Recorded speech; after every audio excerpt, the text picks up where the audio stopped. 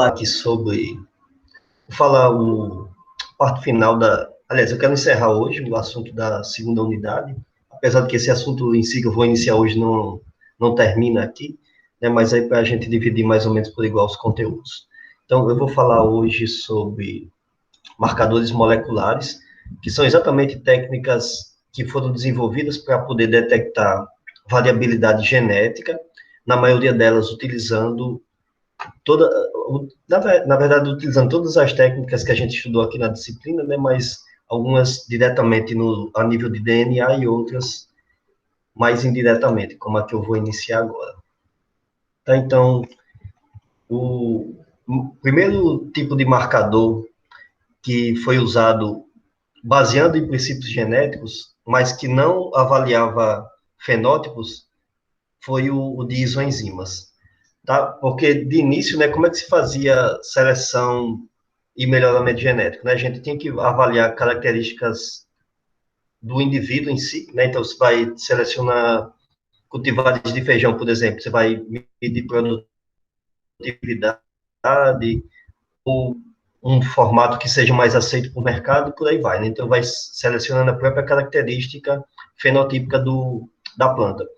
Só que tem muitas vezes quando se quer fazer uma seleção é, com características genéticas, mas que nem sempre são mostradas no fenótipo, aí a gente tem que partir para outras técnicas. Então, as características fenotípicas ou morfológicas, elas têm sua limitação, né? Podem ser utilizadas, mas têm limitação. Quando a gente quer fazer um estudo mais preciso, por exemplo, fazer estudos evolutivos, traçar a árvore filogenética, ver proximidade entre indivíduos, aí a gente tem que partir para técnicas mais sofisticadas. Então, dessas técnicas, a primeira a surgir foi o de isoenzimas, que basicamente são enzimas que exercem a mesma reação metabólica dentro de qualquer ser vivo, elas estão presentes em todos os organismos, só que elas são codificadas por genes diferentes. Tá? Então, por isso que o nome isoenzimas. Essa técnica de detectar isoenzimas foi desenvolvida nas décadas de 60, 70, aliás, né, foi bastante utilizado, possibilitou verificar muitas diferenças que antes não eram possíveis apenas morfologicamente, né, plantas são muito difíceis de serem detectadas morfologicamente, qualquer pessoa que fez disciplina de morfologia observa isso, né, então, essa técnica aqui, ela passou a ser utilizada para diversas finalidades. Tá? Então, estudos filogenéticos, identificação de espécies que eram difíceis antes, né? Tinham dúvidas, identificação de genótipos, populações, relação entre essas populações. Né? Então, ainda hoje, apesar de ter sido o primeiro marcador, que nesse caso aqui ele é considerado um marcador bioquímico, né? Ainda hoje ele é utilizado principalmente quando não se conhecem alguns indivíduos, né? Estão identificando espécies novas e, é, e daí surgem dúvidas. Então, como é que se baseia essa técnica, tá? Como é que funciona a técnica de detecção de isoenzimas? Então, em primeiro lugar, como são enzimas codificadas por genes diferentes, elas vão acabar tendo sequências diferentes, tanto de nucleotídeos, e aí, consequentemente, essas enzimas vão ter sequências diferentes de aminoácidos na sua cadeia. E essa sequência diferente faz com que elas migrem com velocidade diferente num gel de eletroforese. Tá? Então, quando a gente faz eletroforese, essa eletroforese ela não pode ser desnaturante, tá? Ela tem que manter a enzima íntegra, porque aqui a gente não quer avaliar apenas o tamanho, a gente quer avaliar as diferenças que existem entre isoenzimas, então não importa se ela vai estar mais na parte de cima do gel, ou seja, se migrou menos, ou se vai estar na parte mais abaixo, ou seja, se migrou mais. O importante é que eu detecte diferenças. E aí, por exemplo, isso aqui é um exemplo de um gel de eletroforese para detecção de isoenzimas em Araucária, do Pinheiro do Paraná, em que se observa, né, que tem diferenças aqui, por exemplo, nesses dois indivíduos aqui, eles apareceram com uma manchinha a mais no gel de eletroforese. Por que essa mancha surge? Porque após a separação das enzimas, ocorre uma reação simulando a reação catalisada normalmente por essa enzima na planta, só que aqui se utiliza como substrato algum substrato que dê coloração e que possa ser visualizado depois, e aí a gente visualiza se tem duas bandas diferentes, então tem isoenzimas, porque estão catalisando a mesma reação bioquímica. E aqui, por exemplo, tem dois indivíduos que são heterozigotos, que tem tanto o formato da isoenzima, que é mais comum, né, que está presente aqui na maior parte dos indivíduos, mas que também tem formatos diferentes. E aí, esses outros formatos, eles são chamados de alelos diferentes também, tá? O 2 e 3, né, fazendo analogia lá aos mapas genéticos, né, que a gente conhece e que estuda nas disciplinas.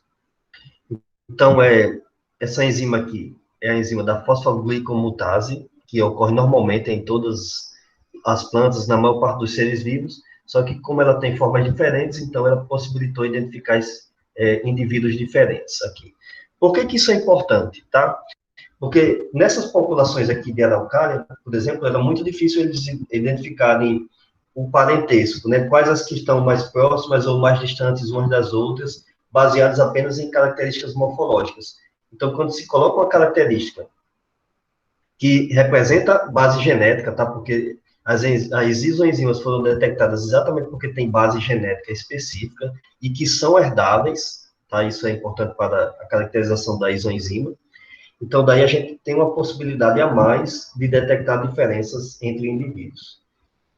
Então, a técnica ela é bem simples, por isso que ela ainda é bastante utilizada, se baseia basicamente, né, em 3 etapas. Se extrai a proteína de uma planta, ou de diversas plantas, é claro, quando se quer comparar, separa essas proteínas em gel de eletroforese, não desnaturante, como eu acabei de falar também, e faz a coloração histoquímica. A coloração histoquímica é basicamente a reação, alguma reação que a enzima pode catalisar e que dê uma coloração e que a gente consiga visualizar depois lá no gel de eletroforese, tá? Então, diversas isoenzimas acabam, ao longo da história, né, ao longo dessas décadas, foram estudadas e puderam ser utilizadas para a identificação de indivíduos. Mas, a primeira técnica que envolvia detecção específica a nível de DNA foi um tipo de marcador molecular chamado de RFLP, que, traduzindo para português, significa polimorfismo no comprimento do fragmento de restrição. Tá? Não se preocupe, porque isso é bem simples, baseado no que a gente já estudou lá na aula passada. Essa técnica aqui, ela basicamente é uma técnica de Salter blotting, que a gente viu lá na aula passada. Só que aqui eu quero detectar diferenças a nível de DNA que possam existir entre indivíduos diferentes. Então, uma variação do Salter blotting. Então, explora diferenças, como eu acabei de comentar, se baseia no corte de DNA através de enzimas de restrição. Em seguida, esses cortes vão produzir padrões diferentes que vão permitir a identificação de indivíduos. Daqui a pouco eu vou explicar por que se produz padrões diferentes. Ou então, essa técnica pode ser utilizada quando se quer localizar genes específicos dentro de uma sequência. Mas aqui, isso aqui já é basicamente o Salter blot que a gente viu, né? Você tem uma sequência que que vai parear com o DNA que eu estou separando. Então, essa técnica, ela foi a primeira, não foi a primeira a ser desenvolvida, mas foi a primeira que foi economicamente viável para a identificação de indivíduos, e aí passou a ser bastante utilizada no início. Hoje já está começando a ser menos utilizada, porque tem outras técnicas mais eficientes e menos trabalhosas, tá? Porque o processo de obtenção de RFLP demora muito, às vezes demora até um mês você conseguir ter toda a sua análise pronta. Então, hoje, técnicas que se baseiam na reação da PCR são muito melhores, são muito mais rápidas. Mas, ainda assim, essa técnica aqui contribuiu bastante para a identificação, para a construção de mapas filogenéticos, para a identificação de espécies, né, para muitos estudos ligados a populações também, tá? Isso no caso de plantas. No caso da medicina, também foi bastante utilizada quando se queria diagnosticar doenças ou algumas outras características genéticas. Mas no caso de plantas, a gente tem também bastante estudo baseado em RFLP. Tá, esse aqui é um resumo da técnica, então, se coleta amostras de plantas, extrai o DNA, faz uma reação com endonucleases de restrição, né? Então, tudo isso aqui eu já expliquei em aulas anteriores. Depois disso, separa os fragmentos de DNA por eletroforese, em gel de agarose, ou pode ser poliacrilamida também. Transfere isso daqui para a membrana, ou de nitrocelulose ou de nylon, né? Então, tudo isso aqui é o Salter blotting. Deixa coloca depois em contato com sondas, normalmente ou radioativas ou fluorescentes, para que a gente possa visualizar depois os fragmentos. Nesse exemplo aqui está mostrando sonda radioativa, aí detecta depois esses fragmentos em filmes de raio-x e a gente observa as bandas diferentes. Então, por exemplo, eu posso identificar indivíduos diferentes, mesmo princípio lá das isoenzimas, mesmo uma característica que eu não conseguiria observar em uma população normal, eu vou poder visualizar aqui utilizando RFLP. E por que que existem, então, bandas diferentes? Né? Se eu estou trabalhando com indivíduos, se eu estou utilizando, por exemplo, as mesmas enzimas de restrição, que eu posso utilizar uma ou mais, mas se a gente utiliza essas enzimas de restrição, por que que eu vou ter fragmentos de tamanho diferente? Tá? Então, esses fragmentos de tamanho diferente, eles podem surgir através de mutações. Então, observe só aqui esse detalhe do esquema mostrado acima. Tem acima e à esquerda, tá? Tem a letra A maiúscula e A minúscula aqui, e tem um fragmento grande de DNA, só que tem essa partezinha mais grossa aqui, que isso significa o local em que a sonda vai se ligar quando a gente quiser observar esse fragmento. Tá? Então, a sonda radioativa lá do Salter blotting vai se ligar aqui, ou a fluorescente, tá? Não importa. E aí eu vou observar esse fragmento.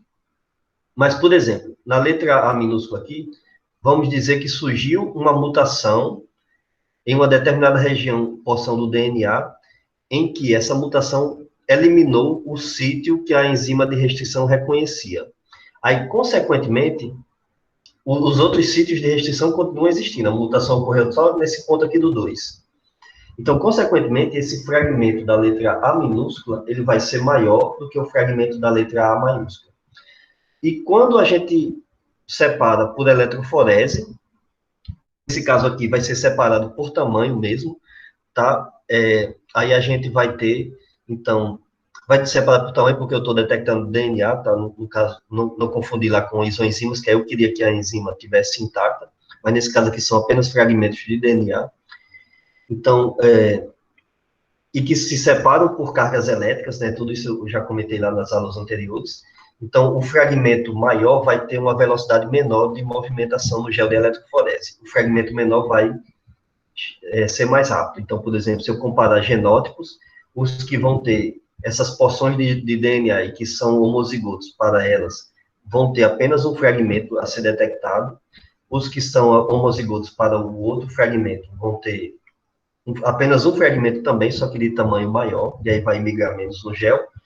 E indivíduos que sejam heterozigotos vão ter dois fragmentos, tá? Vão ter uma determinada porção que não sofreu mutação no sítio da enzima de restrição e vão ter outro que sofreu mutação, aí a gente observa dois fragmentos. Então, isso é interessante porque esse é um marcador molecular codominante, ou seja, que permite a detecção de híbridos, que permite a detecção de heterozigotos, e aí isso é bem interessante. Por muito tempo, isso daqui foi utilizado por testes, para verificar testes de parentes, tal, análises de DNA para detectar pais, filhos, né, isso foi muito feito, hoje já estão sendo utilizadas técnicas mais rápidas e mais precisas.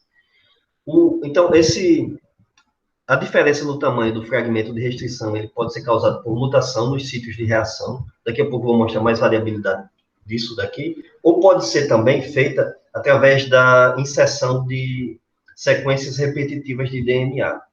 Daqui a pouco eu falo sobre isso, tá? Não quero comentar agora não, para não confundir.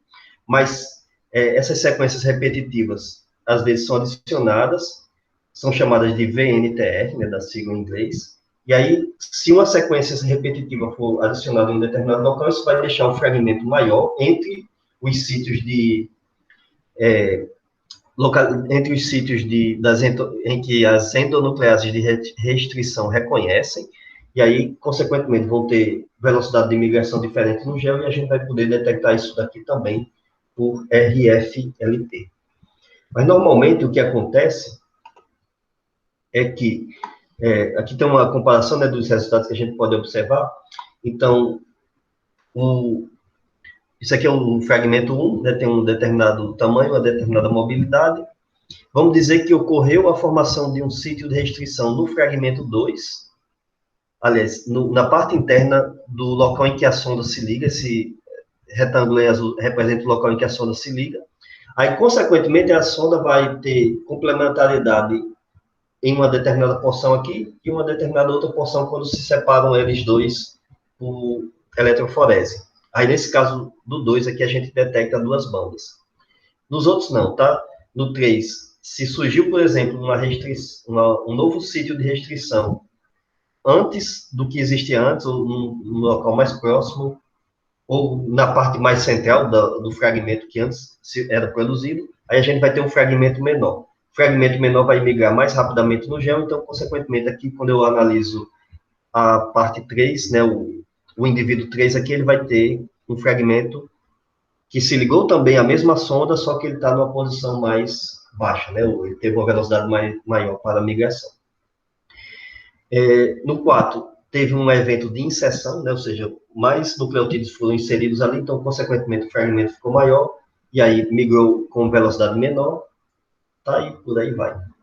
Pode ser que a gente nem detecte isso, tá? Por exemplo, se surgiu se compara aqui o 3 e o 5, e a mutação entre 3 e 5 foi no sítio de reação que antes existia aqui, isso não tem a mínima diferença, porque a sonda está detectando apenas esse fragmento aqui. Aí, quando a gente vai analisar isso, a gente está tendo um efeito idêntico, mas são indivíduos diferentes, tá? Então, todos esses marcadores moleculares, eles têm essa limitação. Detectam diferenças, mas não podem detectar todas as diferenças. Para ser realmente preciso, aí tem que fazer sequenciamento do DNA, mas eu comento isso daqui só na próxima aula, tá? Bom, a única forma o marcador RFLP, ele é codominante, ele permite detectar indivíduos heterozigotos, mas se acontecer isso daqui que está acontecendo no 2, aí confunde a coisa, tá? Porque aí a gente vai ter duas bandas, poderia imaginar que é um heterozigoto, né? Que poderia, por exemplo, ter ter uma banda, um fragmento maior em que a sonda se liga e um fragmento menor, mas nesse caso aqui não, ele tem apenas uma mutação que ocorreu no local central da sonda. Mas isso é raro, tá? Então, por isso que ele é considerado como um marcador codominante na maior parte das análises, né? Se a gente detectar dois fragmentos, mais de 90% de certeza a gente vai ter de que ele foi produzido por algum desses outros eventos e não bem na parte em que a sonda se liga. Que é um exemplo de análise de RFLP, né, em que se observa que tem alguns locais em que os indivíduos não podem ser diferenciados, né, que as sondas se ligam sempre neles. Então, nesse caso aqui, a gente não leva em consideração para análise, né, porque não dá para diferenciar indivíduos. Seria o caso disso aqui, tá?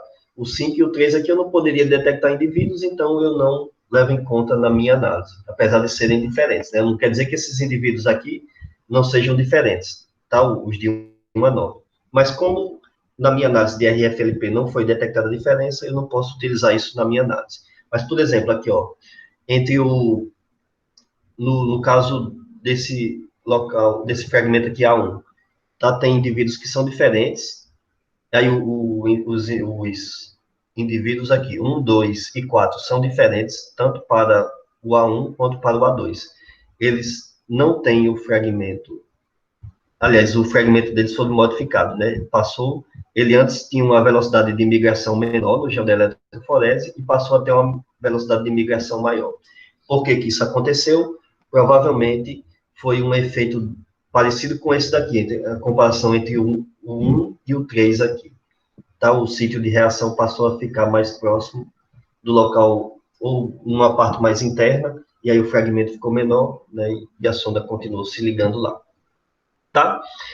Então, isso, antes de começar a RAPD, deixa eu só comentar, né, então isso também foi muito utilizado, permitiu detectar diferenças que antes não eram possíveis se observar, permitiu estudos de populações, tá? Então, tudo aquilo que foi permitido pelo uso de isoenzimas foi permitido também pelo RFLP, com uma vantagem, porque aqui a gente está detectando diretamente dentro do DNA, e a quantidade de fragmentos de restrição é muito maior, porque esses sítios em que as enzimas de restrição se ligam, eles podem ser em locais que não codificam nenhuma proteína, tá? Em que não é produzido nenhum RNA mensageiro e, consequentemente, nenhuma proteína. Então, são sequências que existem no genoma de indivíduos que vão passar de geração para geração sem efeito da seleção natural, porque simplesmente não causam modificação nenhuma no fenótipo, mas que podem ser detectados.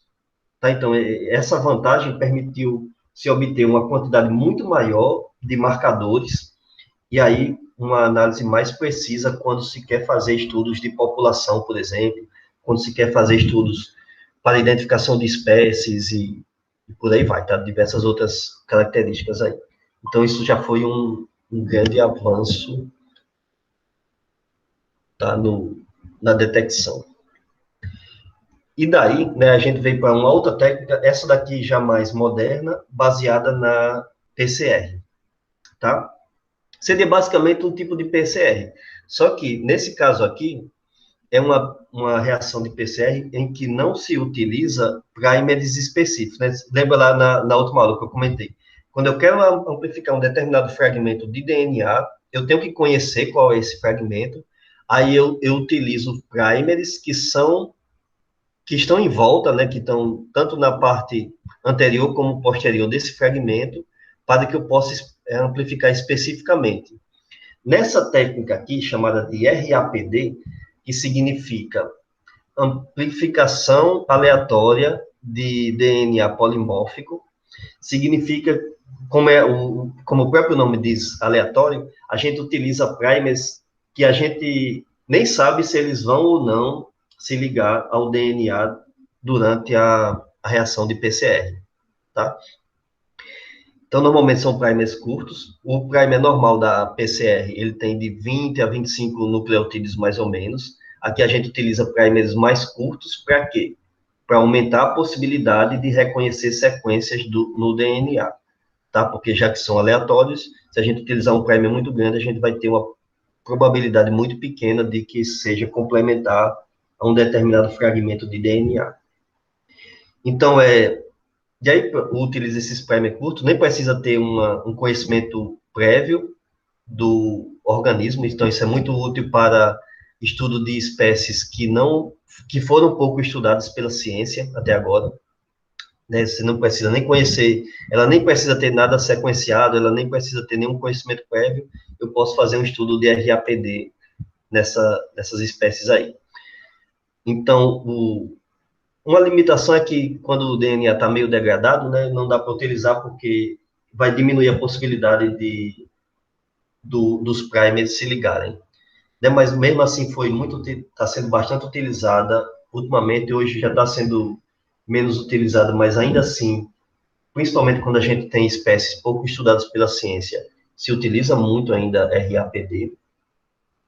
Tá? O princípio é o mesmo da PCR, como eu falei, tá? Se extrai o DNA, por exemplo, eu tenho duas amostras aqui de DNA, faço amplificação normal pela reação de PCR é redundância, tá? Mas eu normalmente falo assim, pela PCR, e aí a gente vai ter fragmentos diferentes. Sempre, só comentar uma coisa que eu esqueci, né? No início se testa vários primers para ver se eles se ligam ou não numa determinada porção de DNA que eu quero observar, mas aí depois eu seleciono qual primer que eu vou utilizar. Tá? Então, quando se faz a reação em si, para detectar a diferença entre espécies, aí a gente faz apenas com o primer, que ele vai se ligar ao mesmo tempo antes e depois de uma determinada sequência de DNA. E como eu falei, é aleatório. Tá? Sempre que for complementar, sempre que separarem as fitas de DNA durante a fase de aquecimento lá na PCR, aí o primer que for complementar a duas sequências que vão estar ali próximas umas às outras, vão se ligar, e aí a DNA polimerase produz os fragmentos aí, ok? E aí a gente depois de alguns ciclos de PCR, mesmo a quantidade normal da reação, faz a separação por eletroforese e observa diferenças entre indivíduos. Essas diferenças podem surgir por mutações em locais, aliás, essas diferenças vão surgir por mutações em locais em que os primers se ligam. Se ocorreu alguma alteração na sequência de pares de base em qualquer uma desse local, por exemplo, nesse caso aqui, nesse exemplo, na letra B, ocorreu aqui no início, então isso significa que esse fragmento vai deixar de ser amplificado pela PCR, e aí quando a gente faz a eletroforese, a gente não detecta mais esse fragmento, tá? Então detecta mutações também entre indivíduos. Isso aqui é mais um exemplo, né, de comparação.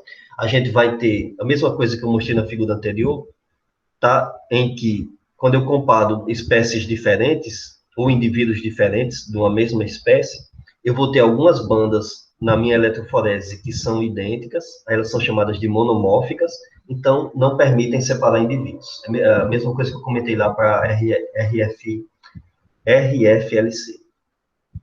Eita, errei a sigla aqui. RPLC, tá? Mas vão ter algumas dessas bandas que são diferentes. Elas são chamadas de polimórficas e são utilizadas para a identificação de indivíduos da seguinte forma como está mostrado aqui.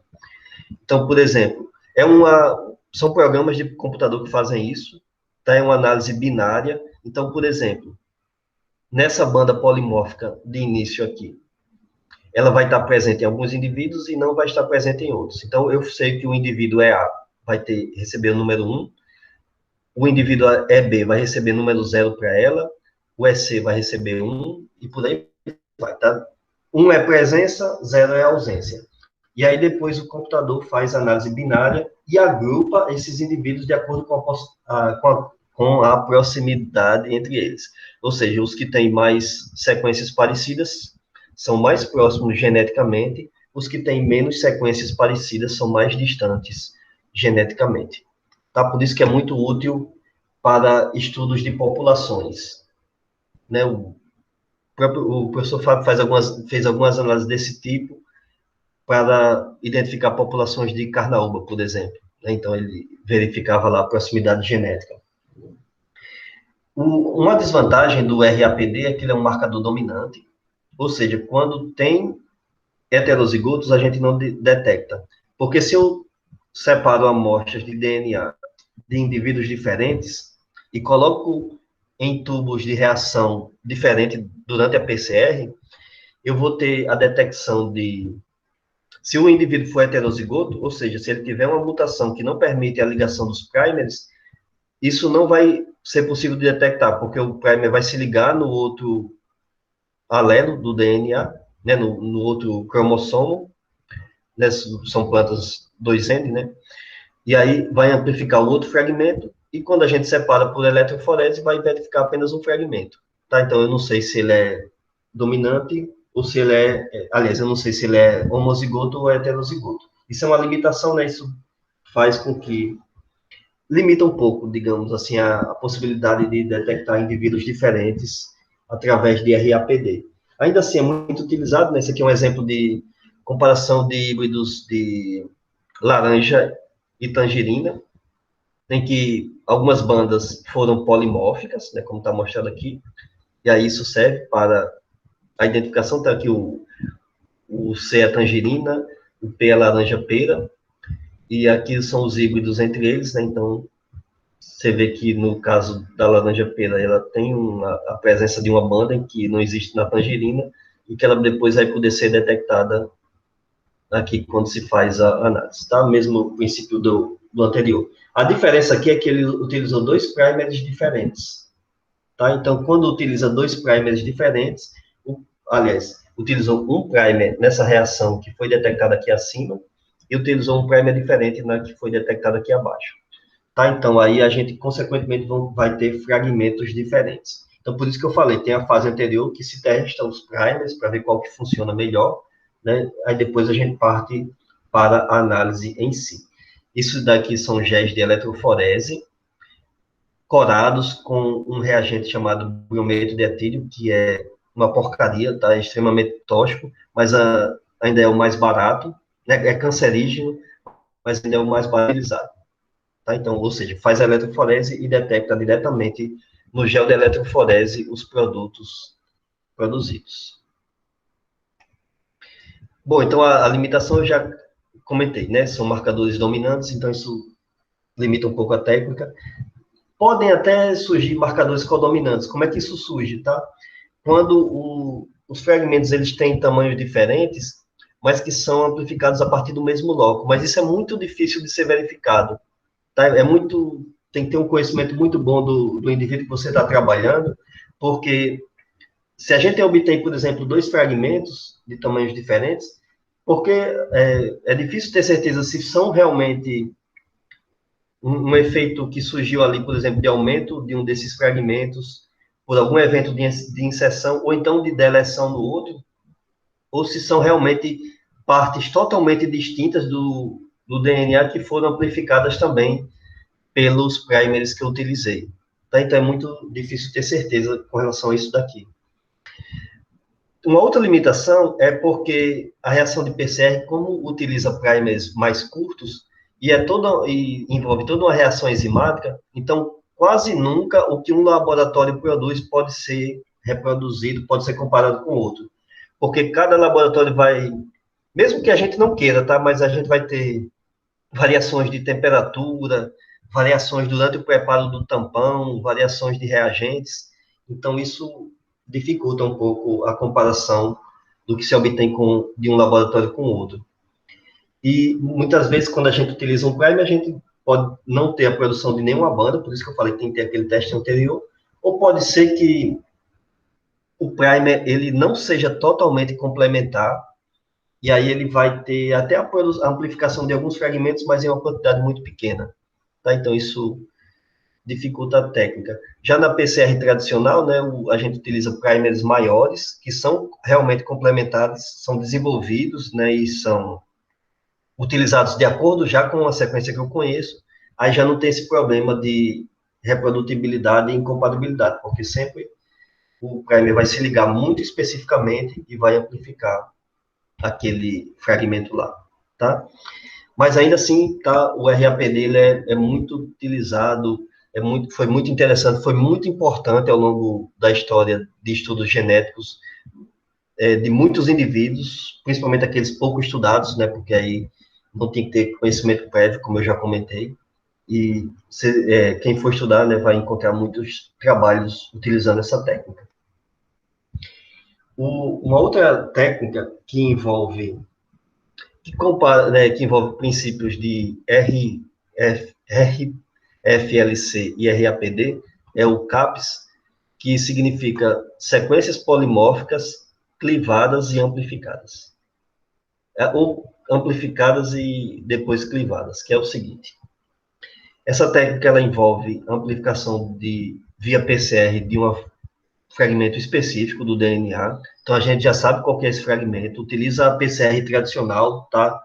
Eu quero amplificar um determinado fragmento do meu DNA, então eu utilizo um primer específico para ele, tudo normalzinho como a gente viu na aula anterior. Só que após esse fragmento ser amplificado, ele é tratado com endonucleases de restrição para que seja cortado e depois a gente separa esses fragmentos por eletroforese.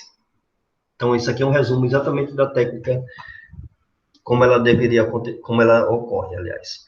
Então, a gente, nesse caso aqui está um exemplo mostrando mitocôndrias, retira o DNA de mitocôndrias e corta uma porção específica, aliás, amplifica o fragmento do DNA da mitocôndria, primeiro, por PCR, aí depois que ele foi amplificado, se corta uma sequência específica dele e observa o padrão lá na eletroforese. Tá? Então, por exemplo, tá? O fragmento amplificado aqui é A, ele não tem nenhum sítio de reação, de reconhecimento pela endonuclease de restrição, então ele é um fragmento maior. O fragmento EB tem um sítio de restrição pela endonuclease de restrição, então ele vai produzir, depois de ser amplificado, vai se produzir 2 fragmentos aqui.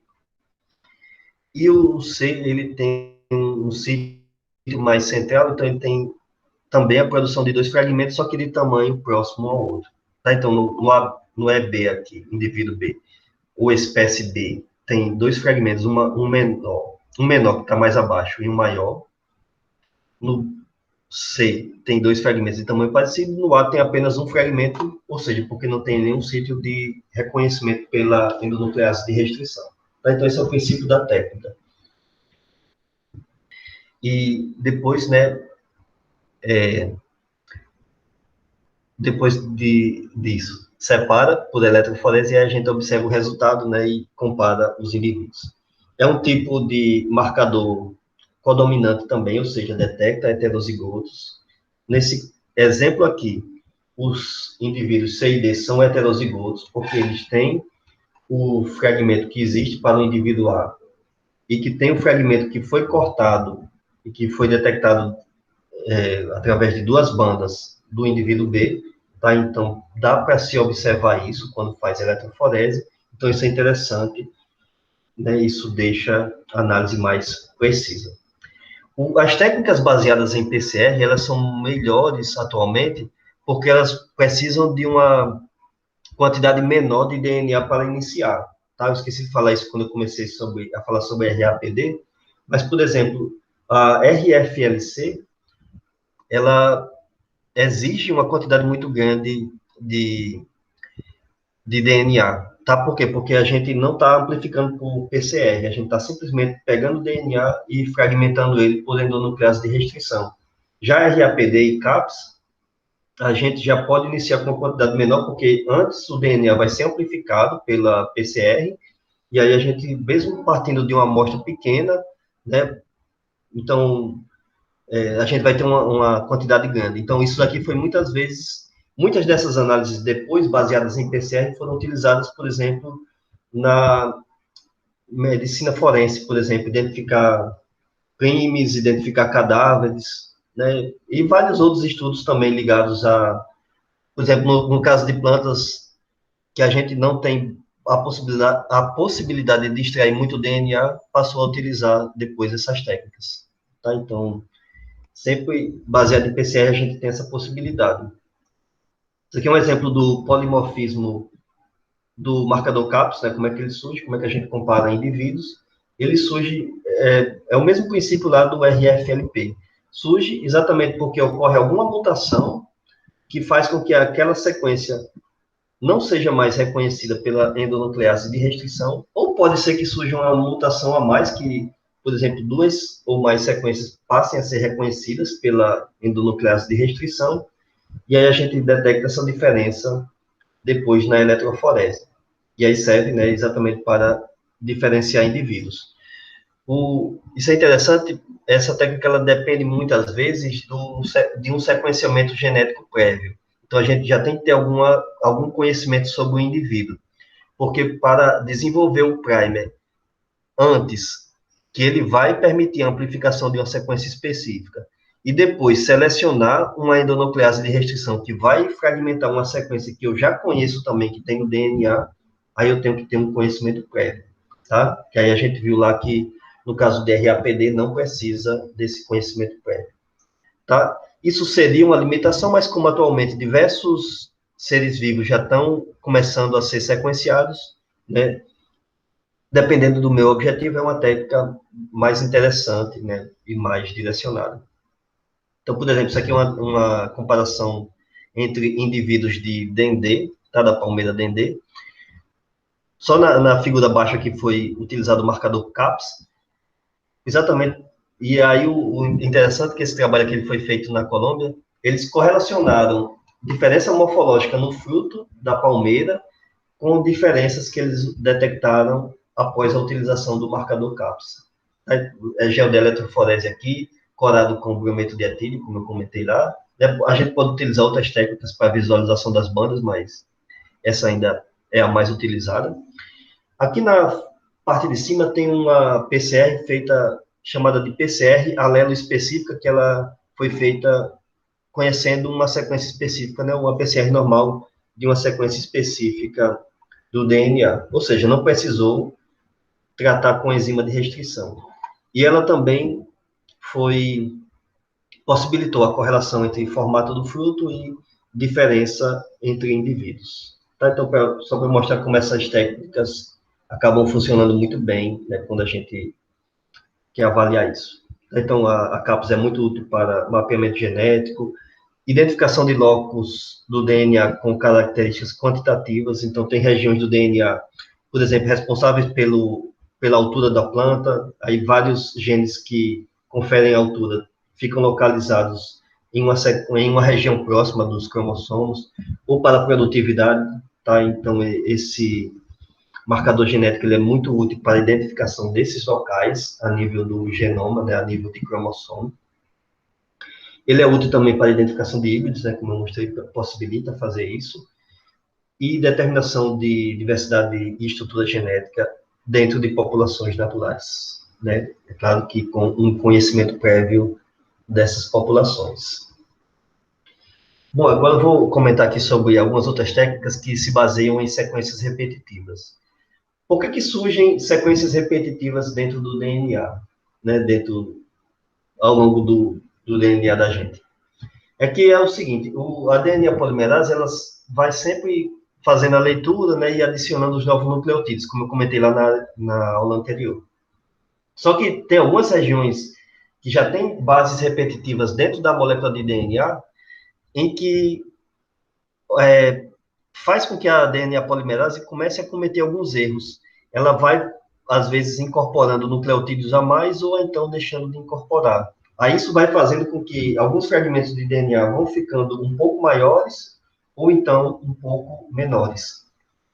Esses erros, então isso daqui é chamado de erro, né? Normalmente isso é corrigido, tá? Durante a replicação do DNA, naturalmente, em qualquer ser vivo, existe um mecanismo de correção de erros, mas alguns deles escapam. E aí, quando eles escapam e estão presentes em células germinativas, né? Ou seja, que vão produzir os gametas, aí a gente vai ter indivíduos diferentes, isso vai ser herdado, vai ser passado para gerações futuras, e vai permitir a identificação desses indivíduos diferentes. Daqui a pouco eu vou mostrar como é que é feita essa identificação.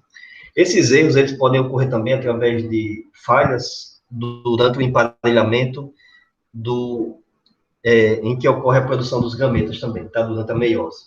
Então, como tem sequências repetitivas, elas tendem a falhar realmente durante o emparelhamento lá dos cromossomos, e aí elas vão passando, né, de geração para geração.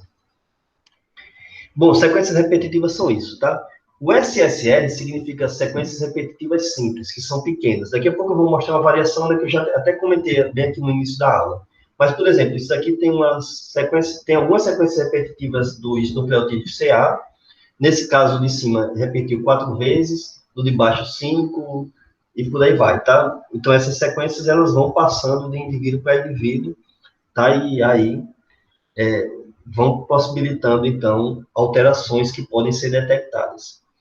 Então, quando a gente quer analisar SSR, a gente vai... Primeiro, a gente tem que ter um conhecimento prévio de onde é que existem, de onde ocorrem essas sequências repetitivas. Daí, depois, eu vou utilizar PCR, né, eu vou utilizar primers específicos que estejam ali localizados e que localizem essas sequências, tá? E daí, depois, os produtos que vão ser amplificados pela PCR vão ter tamanho diferente, porque vão ter sequências repetitivas em quantidade diferente, né? E aí eu vou poder observar isso daqui através da eletroforese, tá? Depois da PCR.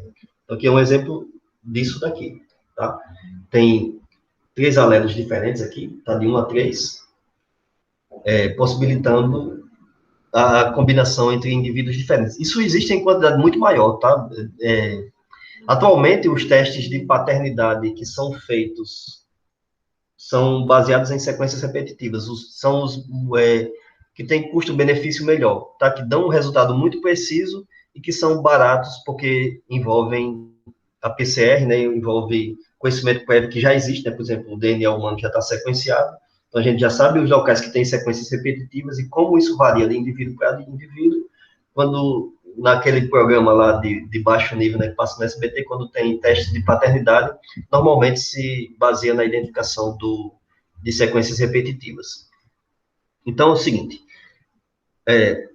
nesse caso aqui, sempre que a sequência repetitiva for menor, o fragmento vai ter tamanho menor, vai migrar mais rapidamente no gel, e a gente detecta ele mais abaixo. Tá? É o mesmo princípio que a gente já vem conversando. Interessante porque permite detectar indivíduos híbridos ou heterozigotos, tá? Se o indivíduo tem, se a gente detecta dois fragmentos que são muito específicos, né, são utilizados primers específicos para amplificar eles, eu posso ter certeza de que é um heterozigoto que existe ali, tá? E aí isso é muito interessante também. Você pode ver, né? Se for um indivíduo que tem, por exemplo, o alelo 1 e 2, ele vai ter duas bandas, tá? É o exemplo aqui desse 1, 2 aqui, tá? No gel da eletroforese. Então, isso torna a técnica muito interessante, por exemplo, né, para estudos de paternidade, como eu comentei. Tá? Mas é claro que nas ciências vegetais, na biotecnologia vegetal, isso tem muita aplicação. Isso aqui é um exemplo de identificação de espécies do gênero Vigna, tá? Um tipo de feijão, que foram observados fragmentos com SSR diferentes, amplificados lá pela PCR, e aí a gente separa eles. Muitas vezes não dá para observar isso morfologicamente ou anatomicamente também, mas se observa pela análise de SSR. Então, tem diversas aplicações, construção de mapas genéticos, estudos em humanos, não só com relação à paternidade, mas também com doenças, instabilidade a nível de DNA. É muito prático no estudo de populações, tá? Principalmente quando, aliás, a gente tem que ter um conhecimento prévio da população, né, da espécie que está estudando, mas depois que tem esse conhecimento prévio, se torna uma técnica muito prática, né, para esses estudos. Então, tem muitas aplicações, tá, nas ciências dentro da biotecnologia vegetal.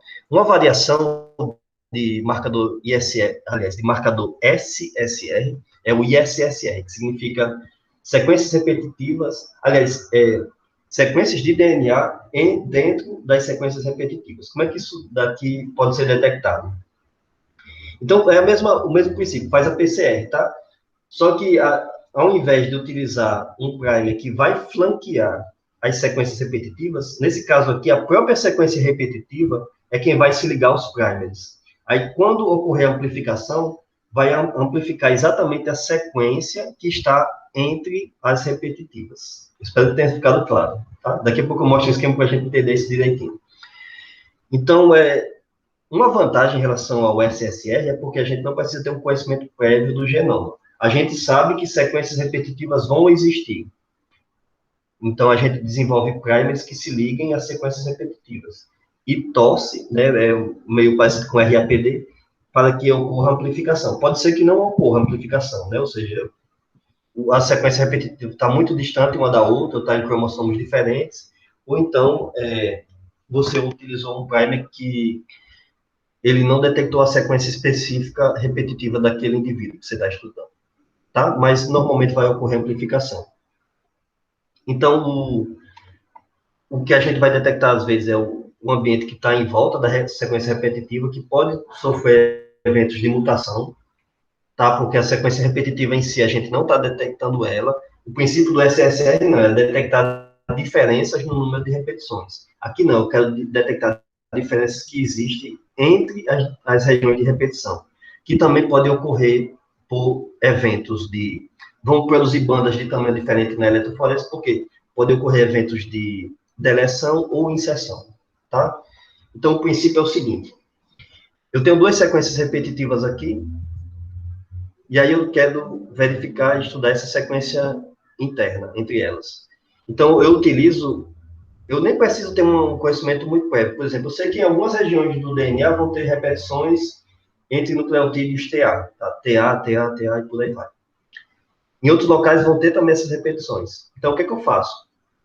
Vou produzir um primer que tenha repetições TA, porque ele vai reconhecer ele vai ser complementar a essa região repetitiva, tá? Se ele começa com TA, então ele vai começar a se ligar aqui no segundo nucleotídeo, ou seja, vai ter complementaridade e depois eu vou poder amplificar isso.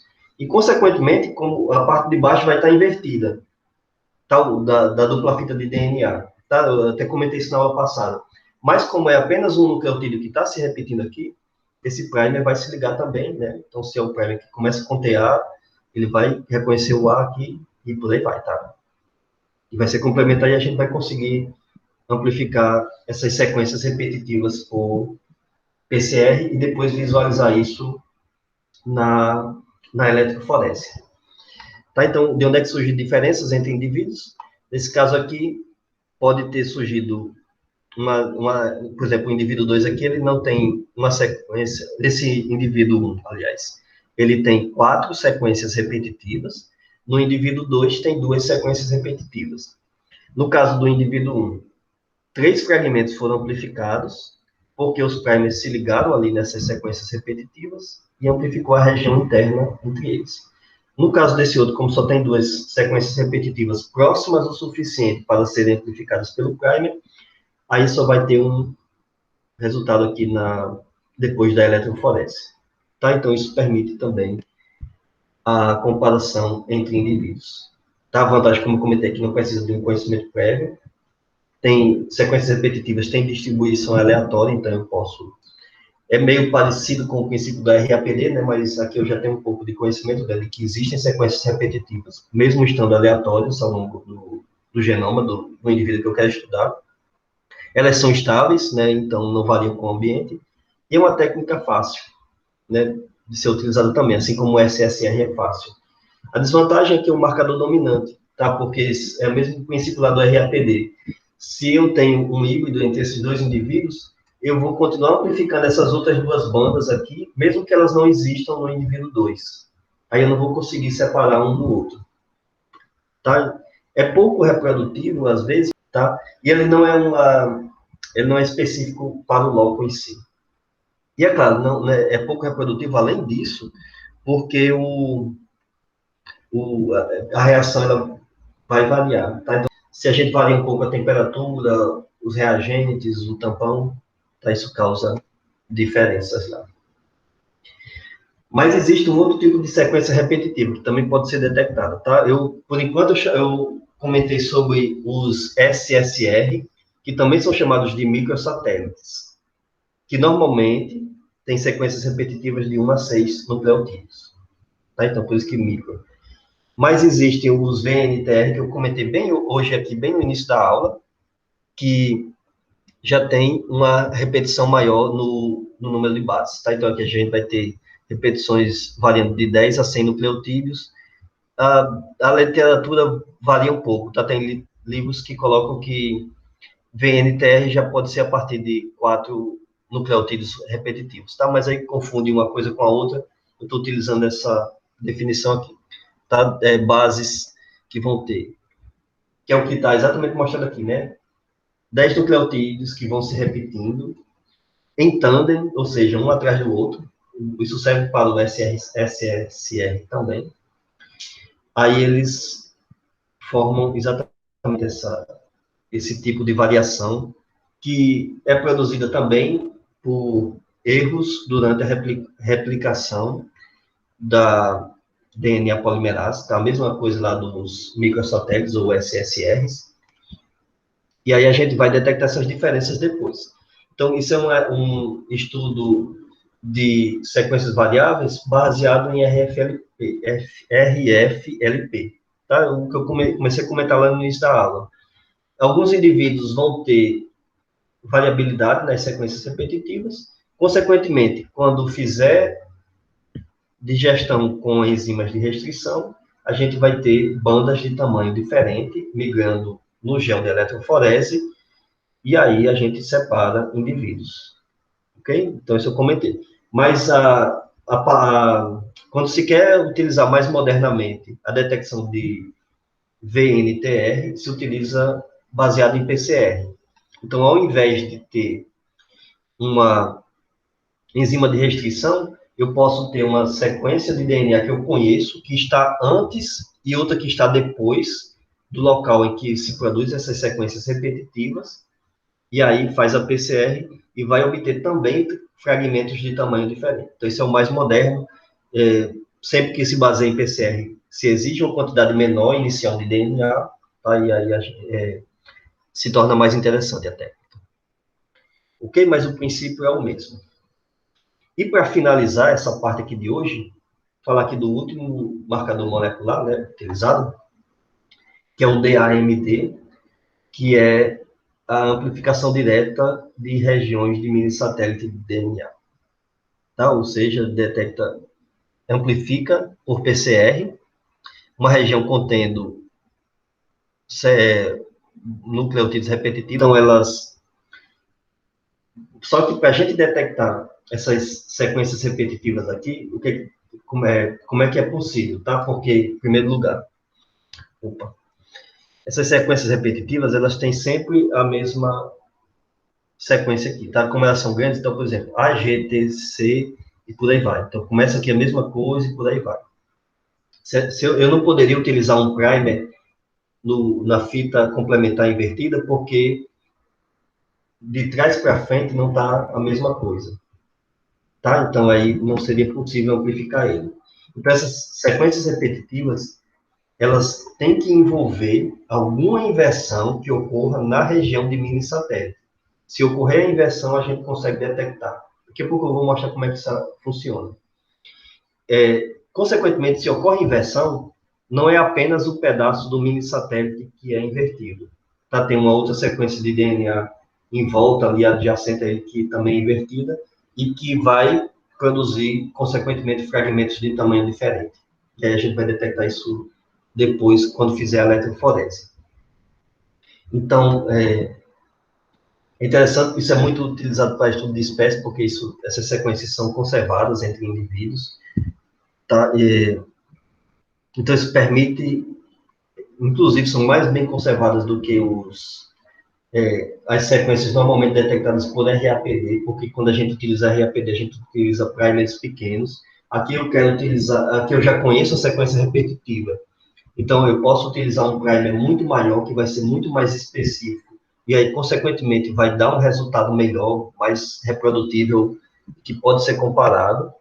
Tá? Então, como é que surge isso, tá? Isso aqui eu botei só uma sequência repetitiva aqui, tá?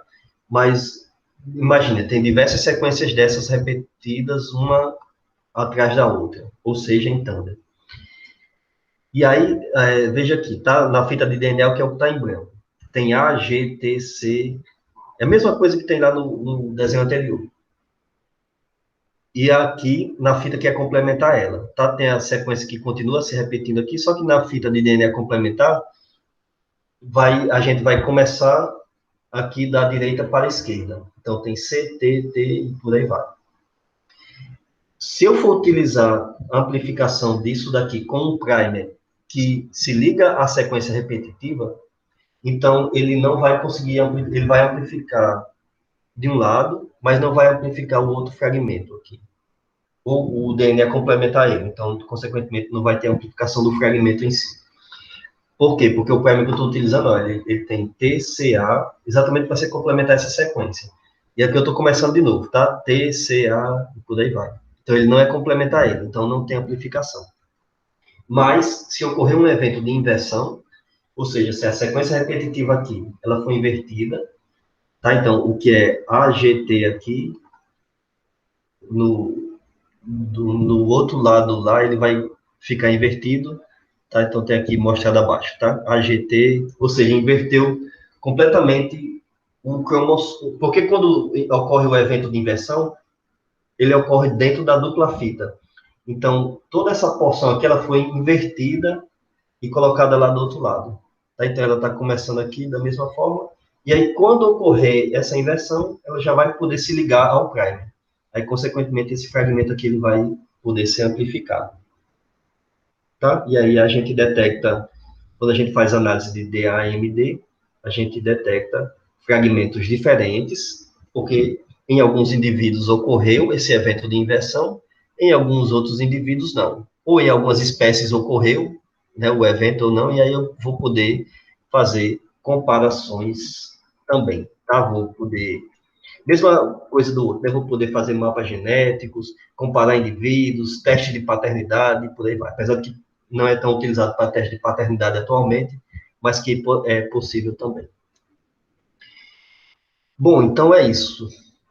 Eu sei que é muita coisa, né, que às vezes confunde cada uma dessas técnicas, mas na, ainda falta falar sobre mais alguns, né, por incrível que pareça, então tem muitos marcadores moleculares que foram sendo desenvolvidos, mas como eu falei, né, isso aqui serve como introdução para a gente entender os princípios deles, e deixa eu encerrar aqui a gravação, e daí eu já